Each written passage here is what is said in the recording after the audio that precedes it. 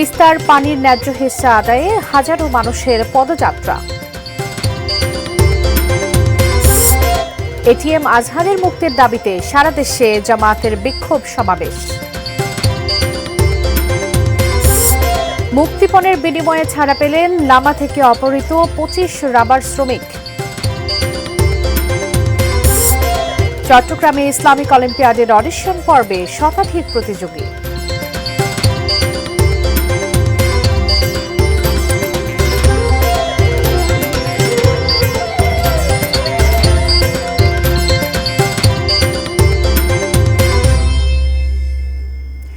দেখছেন ATN news. দেশের খবরে সবাইকে স্বাগত জানাচ্ছি, আমি বাবলি ইয়াসমিন।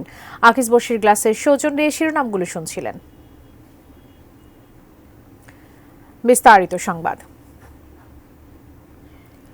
তিস্তার পানি বন্টন ও নদীর প্রকল্প বাস্তবায়নে বিএনপি ও মিত্র দলগুলোর 2 দিনের কর্মসূচির দ্বিতীয় দিন আজ। শেষ দিনের কর্মসূচি অনুযায়ী বিএনপির সাংগঠনিক সম্পাদক আসাদুল হাবিব দুলুর নেতৃত্বে সকালে রংপুরের কাউনিয়া ব্রিজ থেকে তিস্তা অভিমুখে পদযাত্রা শুরু হয়। তিস্তা অববাহিকার 115 কিলোমিটার জুড়ে নানা শ্রেণী পেশার মানুষ এই কর্মসূচিতে অংশ নিয়েছেন।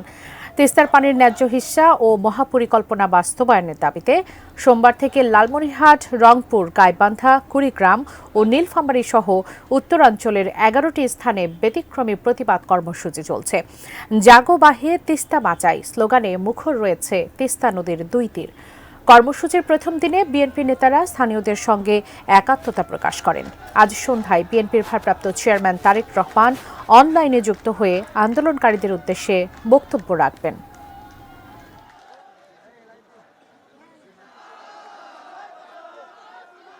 তিস্তার বর্তমান যে অবস্থা, তাতে আমরা খরা মৌসুমে পানি পেয়ে না, শুষ্ক হয়, আবাদ পাই না। আবার বর্ষা মৌসুমে এমন পানি হয়, 2 পাশে আবাদ নষ্ট হয়ে যায়, ভাঙি যায়, খুব কষ্টের আছে। তিস্তার অববাহিকায় হাজার হাজার লক্ষ লক্ষ মানুষ আজকে পদযাত্রা করছে, এটা আমাদের দাবি। সব গোষ্ঠীর মানুষ, সব ধর্মের মানুষ, সব রাজনৈতিক মতাদর্শের মানুষ আজকে এক কাতারে মিলিত হয়েছে তিস্তার দাবির লক্ষ্যে। কারাবন্দী জামায়াত নেতা এটিএম আজহারুল ইসলামের নেতার মুক্তির দাবিতে সারা দেশে বিক্ষোভ কর্মসূচি পালন করেছে দলটি। দলের নিবন্ধন বাতিলের প্রতিবাদ জানিয়ে নিবন্ধন ফিরিয়ে দেবার দাবিও জানিয়েছেন জামায়াতে ইসলামের নেতাকর্মীরা। প্রতিনিধিদের পাঠানো তথ্য ছবিতে দেখুন ডেস্ক রিপোর্ট। দর্শক, আমরা রিপোর্টটি আপনাদের দেখাবো, তবে তার আগে যে বিষয়টি নিয়ে কথা বলছিলাম, তিস্তাকে ঘিরে যে আন্দোলন চলছে বিএনপির, সেটি নিয়ে যদি আবারও একবার জানাতে চাই। আজ শেষ দিন, যেমনটি বলছিলাম, লালমনিরহাট তিস্তা ব্রিজ এলাকায় এই মুহূর্তে রয়েছেন সহকর্মী মনিরুল ইসলাম মিন্টু। আমরা সরাসরি যুক্ত হব তার সঙ্গে। মিন্টু, এর আগে আপনি জানাচ্ছিলেন আজ শেষ দিন বা দ্বিতীয় দিনে তাদের নানান ছোট ছোট কর্মসূচির কথা জানাচ্ছিলেন। এখন কি পরিস্থিতি বিরাজ করছে সেটি সম্পর্কে জানবো। এই কর্মসূচি কখন শেষ হবে, আর নতুন কোনো তথ্য আছে কিনা যুক্ত করবার মতো?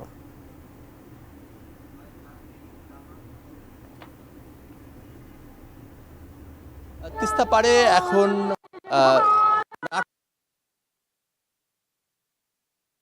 প্রতিবাদ হচ্ছে এবং হাজার হাজার মানুষ তিস্তা পাড়ে গত কাল থেকেই অবস্থান করছেন। কালকে সারা রাত ছিলেন এবং আজও তারা রয়েছেন এবং আজকে রাতেও তারা থাকবেন। আমি একটু আবার ক্যামেরাম্যানকে একটু দেখাতে চাই যে তিস্তার ভেতরের যে অবস্থাটা রয়েছে, এখানে বিভিন্ন জায়গায় সামিয়ানা টেনে টাঙিয়ে কোথাও সেমিনার হচ্ছে, কোথাও গান হচ্ছে, কোথাও নাটক হচ্ছে এবং এরই মাধ্যমে যে একটাই দাবি, সেই দাবি হচ্ছে পানির ন্যায্য হিস্সা।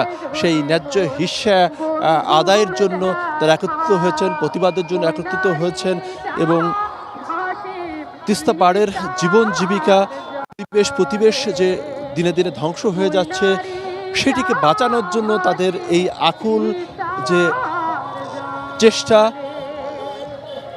সেই চেষ্টা তারা বলছেন যে পরিবর্তিত নতুন যে প্রেক্ষাপট, সেই প্রেক্ষাপটে এবার সবাইকে একত্রিত হওয়া এবং এখানে যারা এসেছেন বিভিন্ন মত, বিভিন্ন পথ থাকলেও কিন্তু এই দাবিতে তারা একট্টা হয়েছেন। এবার তিস্তার যে আন্দোলন, সেই আন্দোলনকে সফল করতেই হবে। এবং সকালের দিকে যদি বলি, সকালে কিন্তু এই হাজার হাজার মানুষ একত্রিত হয়ে তিস্তার লালমনিরহাট থেকে পদযাত্রা করে প্রায় 2 থেকে 2.5 কিলোমিটার তার পদযাত্রা করে রংপুরের দিকে তারা যান এবং এরপরে সেই পদযাত্রাটি এসে তারা নদীতে নামেন এবং মানববন্ধন করেন, মানববন্ধন এবং সেই সঙ্গে নদীতে তারা গোসল করেন, গোসল করে তারা প্রতিবাদ জানান, দাবি জানান।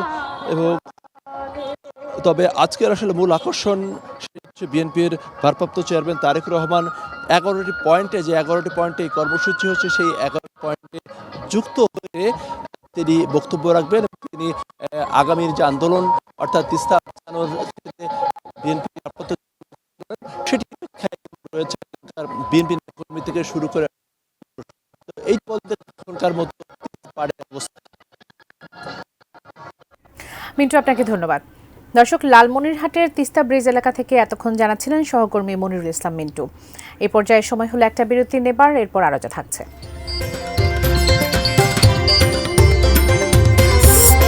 শিক্ষক সংকট, শেরে বাংলা মেডিকেল কলেজ শিক্ষার্থীদের শাটডাউন ঘোষণা।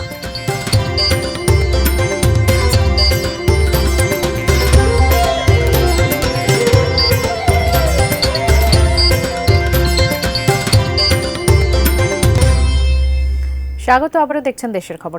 দর্শক, আবারও তিস্তার খবর জানাতে চাই। রংপুরের মহিপুর পয়েন্ট থেকে যুক্ত হচ্ছেন আমাদের রংপুর প্রতিনিধি শাহরিয়ার মিম। আমরা লালমনিরহাটের খবর দেখছিলাম বিরতির আগে। এবার যদি একটু রংপুরের পরিস্থিতি জানতে চাই, কি ধরনের আন্দোলন চলছে, কি ধরনের সারাদিনের কর্মসূচি চলছে সেখানে?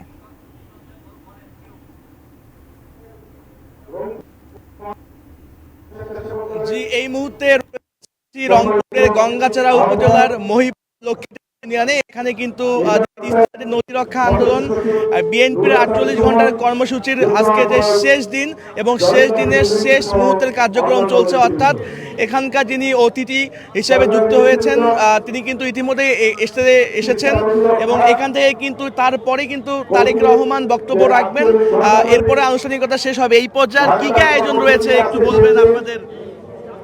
আমাদের যে কর্মসূচি গতকাল থেকে রয়েছে লাগাতার অবস্থান কর্মসূচি, সেই এই তিস্তাপাড়ের জনগণ দেখিয়ে দিয়েছে যে আমরা আসলে তিস্তাপাড়ের মানুষ আন্দোলন করতে শিখেছি, সংগ্রাম করতে শিখেছি, সেটি আমাদের তিস্তার জন্য। আমাদের যে তিস্তার কারণে আমাদের মানুষ যে কত বেশি নিপীড়িত হয়েছে, কত বেশি ভোগান্তির শিকার হয়েছে, আমরা যুগের পর যুগ সময় ধরে আমাদের যে ন্যায্য হিস্সা, সেই ন্যায্য হিস্সা পানি আমরা পাই না। আমরা আন্দোলন করে ভারতকে বুঝিয়ে দিতে চাই যে আমরা ভারতের কাছে কোনো করুণা চাই না, আমরা যে আমাদের যতটুকু অধিকার রয়েছে সেই অধিকারটা আমরা ছিনিয়ে নিতে চাই। এবং পাশাপাশি আপনারা জানেন যে আমাদের এই কর্মসূচিতে একাত্মতা প্রকাশ করেছেন আমাদের পার্টির ভারপ্রাপ্ত চেয়ারম্যান জনাব তারেক রহমান। তিনি বিকেল 5টায় সবার উদ্দেশ্যে অর্থাৎ তিস্তাপাড়ের জনগণের সঙ্গে একাত্মতা প্রকাশ করে সমগ্র তিস্তাপাড়ের জনগণের সঙ্গে উনি কথা বলবেন, তিস্তাপাড়ের মানুষের উদ্দেশ্যে উনি বক্তব্য রাখবেন এবং এই আন্দোলনের নেতৃত্ব যারা দিচ্ছেন এখানে দলমত, ধর্ম, বর্ণ, শ্রেণী পেশা নির্বিশেষে সমগ্র বাংলাদেশের মানুষ আজকে একত্রিত হয়েছে, সমগ্র উত্তরাঞ্চলের মানুষ একত্রিত হয়েছে। যেমনটি শুনছিলেন যে রংপুরের কিন্তু শুধু এই গঙ্গাচড়া নয়, রংপুরের কাউনিয়া থেকেও কিন্তু সবকিছু মিলে রংপুরের দুটি স্পটে কিন্তু আজকের এই তিস্তা যে নদী রক্ষা আন্দোলনের কার্যক্রম সেটি কিন্তু চলছে। তো রংপুরের মহিপুর তিস্তা সেতু থেকে এই ছিল আমার কাছে সর্বশেষ। ধন্যবাদ। দর্শক, তিস্তার খবর জানছিলাম, রংপুর থেকে যুক্ত ছিলেন সহকর্মী শাহরিয়ার মিম। এবারে বাংলা লিংকের সৌজন্যে বইমেলার খবর।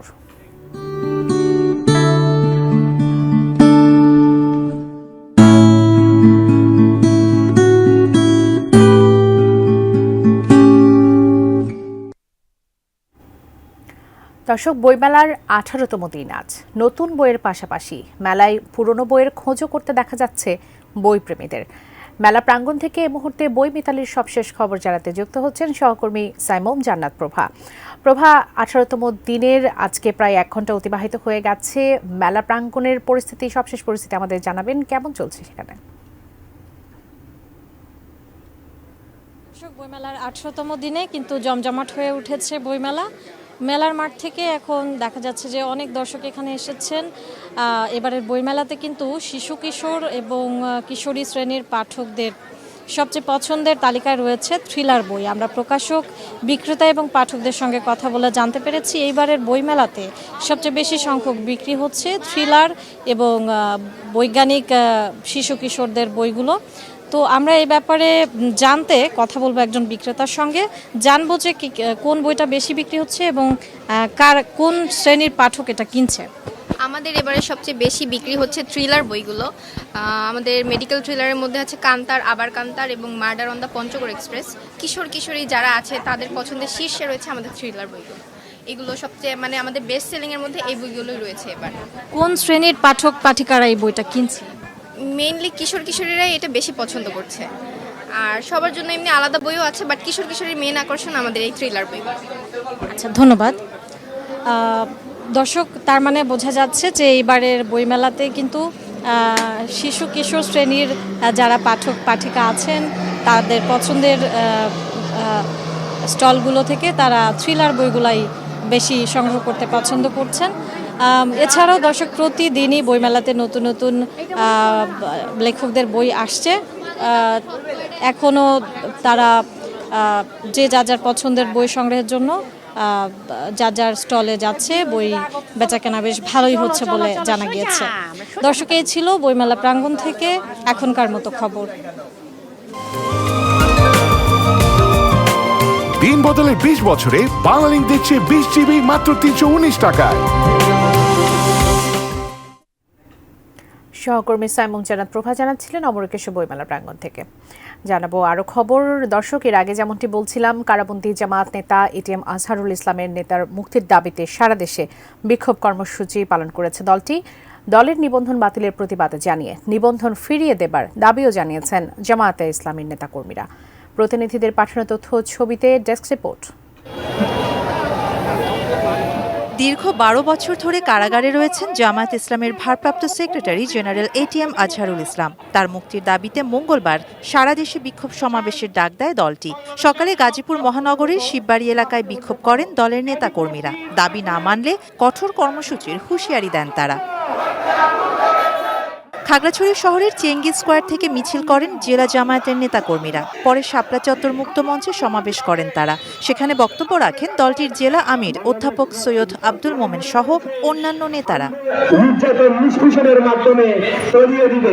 লক্ষ্মীপুর শহরের চকবাজার এলাকা থেকে বিক্ষোভ মিছিল শুরু করেন জামায়াতের নেতাকর্মীরা। বক্তারা অভিযোগ করেন বারবার রিমান্ডে নিয়ে এটিএম আজহারুল ইসলামের শারীরিক ও মানসিক নির্যাতন করা হয়েছে। নাটোরের মাদ্রাসা মোড়ে সমাবেশ শেষে বিক্ষোভ মিছিল করেন নেতাকর্মীরা। পাবনা জেলা জামায়াতের উদ্যোগে শহরের শহীদ চত্বরে অনুষ্ঠিত হয় সমাবেশ। পরে বিক্ষোভ মিছিল প্রদক্ষিণ করে শহর। সমাবেশ ও বিক্ষোভ মিছিল করে ব্রাহ্মণবাড়িয়া জেলা জামায়াত ইসলামী। এটিএম আজহারুল ইসলামের মুক্তির জোর দাবি জানান জামায়াত নেতারা। জনগণের দাবি হচ্ছে একটাই, আমার নেতাকে মুক্ত করে দিতে হবে। শাহানা জাহান, ডেস্ক রিপোর্ট, এটিএন নিউজ। আবার বিরতি, ফিরছে একটু পর, সঙ্গে থাকুন।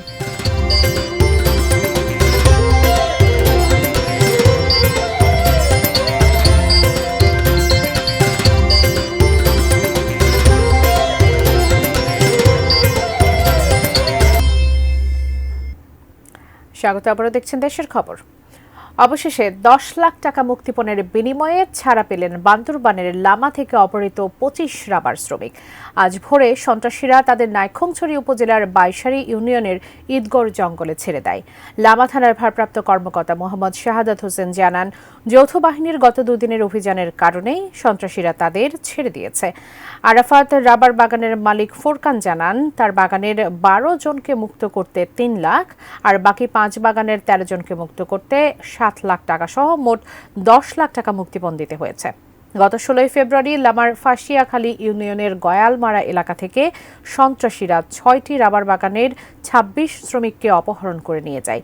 অপহরণকারীদের মারধরে আহত শ্রমিকদের কক্সবাজারের ঈদগাঁও উপজেলা হাসপাতালে চিকিৎসা দেওয়া হচ্ছে।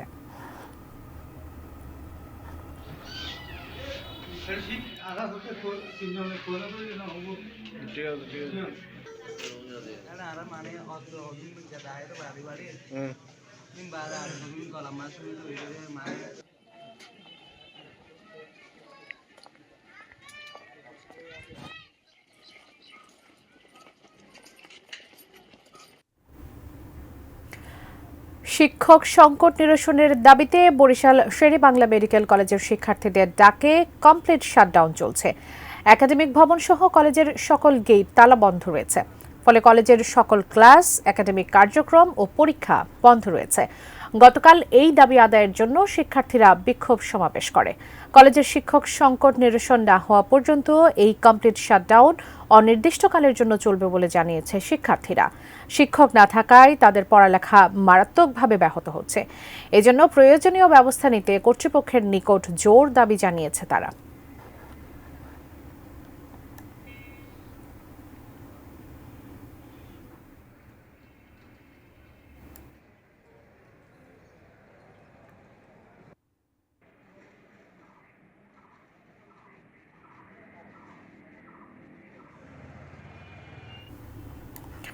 ফরিদপুরের আটরশিতে বিশ্ব জাকির মঞ্জিল দরবার শরীফে হজরত শাহ সুফি খাজা বাবা ফরিদপুরি রহমতুল্লাহ আলাইহি সাহেবের মহাপবিত্র বিশ্ব ওরস শরীফ শেষ হয়েছে।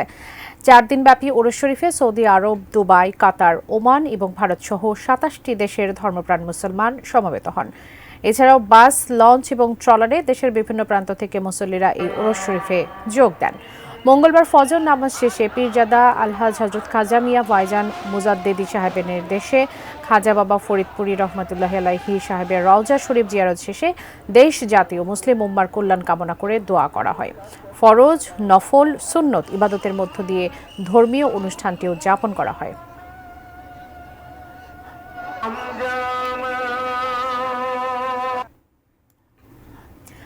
দেশের স্বনামধন্য টেলিভিশন এটিএন নিউজের আয়োজনে শুরু হয়েছে ফ্রেশ ইসলামিক অলিম্পিয়াড 2025 প্রতিযোগিতা।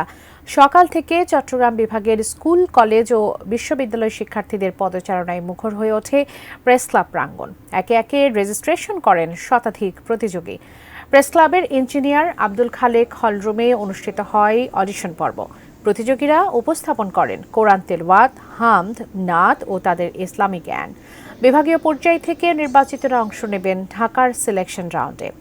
বিজয় দেশের বিভিন্ন প্রান্তে ইসলাম চর্চায় নিবেদিত সুমধুর কণ্ঠের প্রতিভাবান তেলাওয়াতকারীদের অন্বেষণে ফ্রেশ ইসলামিক অলিম্পিয়াড 2025 প্রতিযোগিতার আয়োজন।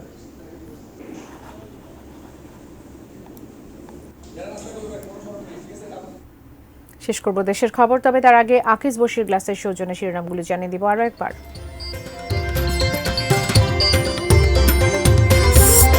তিস্তার পানির ন্যায্য হিস্সা আদায়ে হাজারো মানুষের পদযাত্রা। এটিএম আজহারের মুক্তির দাবিতে সারা দেশে জামায়াতের বিক্ষোভ সমাবেশ। মুক্তিপণের বিনিময়ে ছাড়া পেলেন লামা থেকে অপহৃত 25 রাবার শ্রমিক। চট্টগ্রামে ইসলামিক অলিম্পিয়াডের অডিশন পর্বে শতাধিক প্রতিযোগী। শিক্ষক সংকট, শেরেবাংলা মেডিকেল কলেজ শিক্ষার্থীদের শাটডাউন ঘোষণা।